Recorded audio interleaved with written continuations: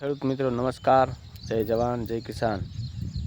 આજે આપણે સવારમાં આવ્યા છે વાડીએ અને તમે જુઓ કે આપણી પાછળ આપણી બે ભેંસો, જો કે ભેંસો તો 4-5 છે પણ બીજી રાખી ઘરે, જે દૂધ આપે તે ઘરે રાખીને બાકી આપણે રાખી વાડીએ। તમે જુઓ કે એને અત્યારમાં માખીઓનો ઉપદ્રવ અત્યારે વધારે છે, એટલે આવી રીતે જે ચણાનો ભૂકો અને મગફળીનું પાનું એવો સૂકો કચરો ન ખાય એવો હોય એના ધુમાડા બે ભેંસોને કર્યા છે, એટલે જો આવી રીતે નિરાતે ખાઈ શકે। નહીંતર માખી એટલી આવે છે ને કે હરખું આપણું માલ ઢોર ઊભું પણ નથી રહી શકતું। એટલા માટે જો બહુ તમારે માખીનો કે મચ્છરનો ત્રાસ હોય તો આવી રીતે ધુમાડો કરવો। અત્યારે તો આવી રીતે કરીશ મિત્રોને, જ્યારે શિયાળામાં બહુ ઠંડી ને મચ્છરનો ઉપદ્રવ વધારે થાય ત્યારે અમને લીમડાના પાંદડા અને આંકડાના પાંદડા બે આવી રીતે નાખીને એનો ધુમાડો આપીએ એટલે એ બહુ એના સ્વાસ્થ્ય માટે સારું રહે છે। તો અત્યારે બે ભેંસો નિરાતે ખાય ધુમાડો કર્યા પછી। નહીંતર તો જો આવી રીતે આ વરસાદમાં જે ભૂકો પલળી ગયો હતો અત્યારે કંઈ કામ આવે એવું છે નહીં, એટલે આવી રીતે। અને આ છે અમારો વેસ્ટ માલ। લીંબુ અત્યારે ચોમાસાની ઋતુમાં બગડે બહુ, એટલે રોજના 3 કેરેટ તો અમારે આવી રીતે ઉકેડામાં નાખી દેવા પડે। જુઓ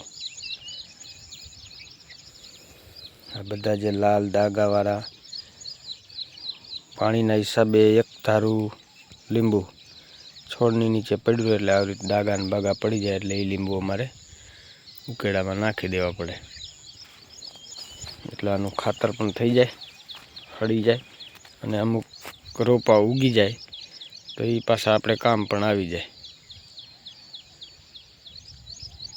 એટલે રોજના 2 કેરેટ તો આવી રીતે અમારે વેસ્ટ માલ નીકળે। ફાટી ગયેલા હોય, ડાઘાવાળા હોય એવા બધા લીંબુ આવી રીતે નાખી દેવા પડે।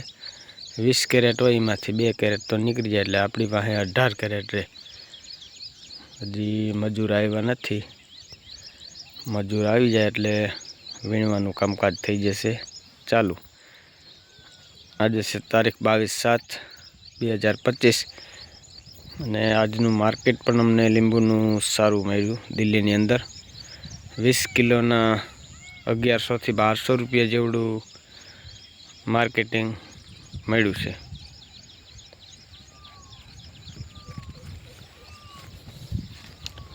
અને હું તમને બતાવું કે અમારા શામજીભાઈએ પડખે મગફળીની અંદર પારીએ તુવેર વાવી દીધી છે।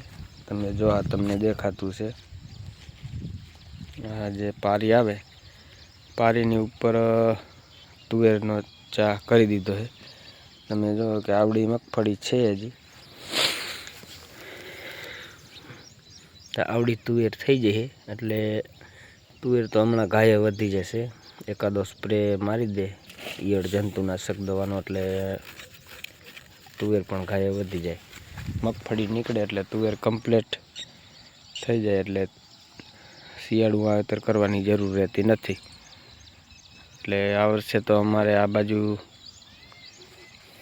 ઘણા બધા ખેડૂત મિત્રો, લગભગ અમારા ગામની અંદર તો બધા જ ખેડૂત મિત્રોએ મગફળીની પારીએ તુવેરનું વાવેતર કર્યું છે, એટલે શિયાળું વાવેતર પણ કંઈ કરવું ન પડે। આવી રીતે મગફળી નીકળી જાય એટલે વચ્ચે રોટાવેટર અથવા દાંતી અથવા જે આપણને ફાવે તે મારી સાફ કરી અને પાછો તુવેરે પારો ચડાવી દેવાનો, એટલે તુવેર પણ વહેલી નીકળી જાય અને ઉનાળુ વાવેતર કંઈ કરવું હોય તો એ પણ વહેલું થઈ જાય।